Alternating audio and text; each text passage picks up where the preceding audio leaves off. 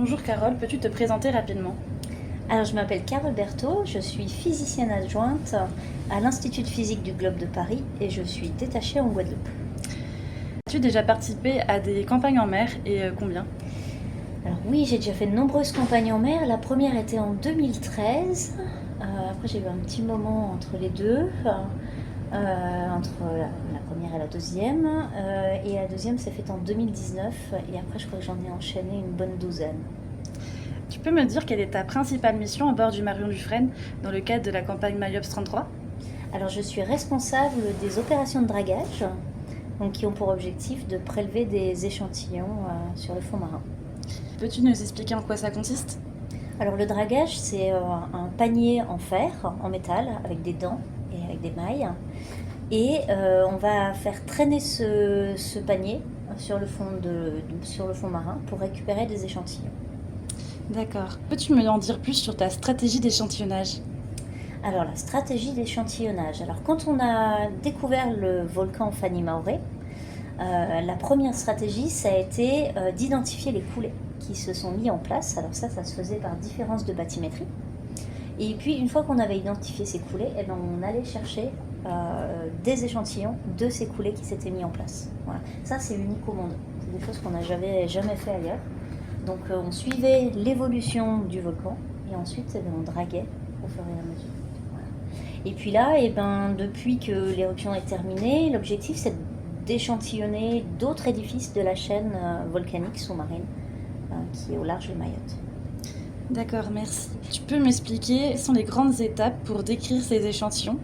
Alors une fois qu'ils sont à bord, ces échantillons, ils sont d'abord séchés au soleil. Et puis en fait, on va les regarder, ces échantillons, et on va faire différents groupes en fonction de leur texture, de leur composition, de leurs caractéristiques. L'objectif, c'est ne surtout pas faire d'interprétation, puisque l'objectif, c'est d'apporter le maximum d'informations aux personnes qui veulent travailler sur ces échantillons. Et après, eux apporteront leur hypothèse. Et donc, du coup, on décrit chaque groupe d'échantillons. Et ensuite, on les range et tout est prêt pour être archivé. L'archivage se fait à Chambon-la-Forêt, voilà, dans une grande lithothèque où on a tous les échantillons de Mayotte. Y a-t-il une spécificité de cette mission par rapport aux précédentes? Oui, il y a une spécificité. Alors vous avez peut-être entendu parler de Marmore. Marmore, la pose d'un grand câble. Une fois que le câble sera déposé, ça va être beaucoup plus compliqué de faire des dragages, puisqu'on quand même on traîne quelque chose au fond de l'eau. On va éviter de récupérer le câble avec la drague. Donc là, l'objectif, c'est d'échantillonner et de draguer les parties qui sont à proximité, qui seront en tout cas à proximité de ce grand câble. Voilà. Donc on en profite, avant qu'il soit déposé, de faire un maximum d'échantillonnage. D'accord, merci pour cette réponse. Tu peux me dire, est-ce qu'il y a quelque chose de gratifiant et quels sont les moments forts vécus à bord? Alors si je pourrais parler de la drague très longtemps. Euh, En ce qui concerne le dragage, ce qui est le plus sympa, c'est l'opération en elle-même de drague. Vous avez dû le suivre, cette augmentation de tension qui augmente et d'un seul coup ça lâche, ce qu'on appelle une croche. Ça, c'est toujours sympa à suivre. Voilà. Et puis bien sûr, quand la drague arrive à bord, savoir si elle est vide, si elle est pleine, comment elle a travaillé, ça c'est chouette. Tu peux me dire quelque chose sur les plus grands défis à bord?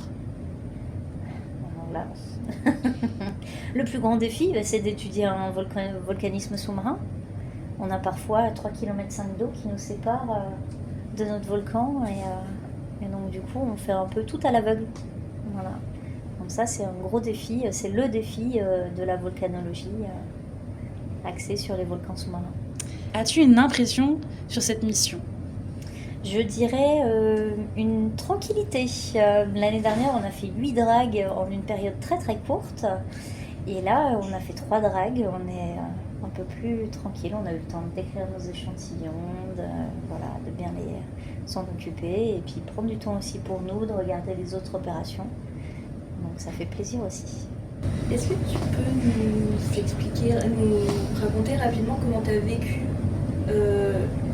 enfin, de ton point de vue, la crise sismo-volcanique depuis 2018? Comment, enfin, est-ce que tu étais là dès le début? Quels étaient tes ressentis?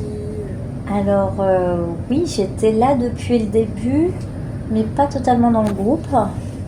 En fait, j'ai eu la chance d'avoir un postdoc à Clermont-Ferrand qui a commencé en fin 2017, début 2018, et qui était focalisé sur le volcanisme du canal du Mozambique. Hasard total. Voilà. Et donc forcément, on a vu cette sismicité arriver, et puis ben voilà, on s'est forcément posé des questions. Et j'ai eu une chance incroyable d'être à l'Ifremer en 2019 quand les premiers échantillons sont revenus, qu'il fallait les caractériser. Et donc on a fait de la microsonde à l'Ifremer, à Brest, pour caractériser ces échantillons. On était en contact avec les futurs chefs de mission. Et puis on a été sollicité pour continuer à travailler sur les roches et ainsi de suite. Donc ça a été quelque chose d'assez incroyable. La première campagne, voilà, on nous dit qu'on est sur une campagne de surveillance, qu'elle est importante, voilà, c'est assez incroyable. Merci beaucoup.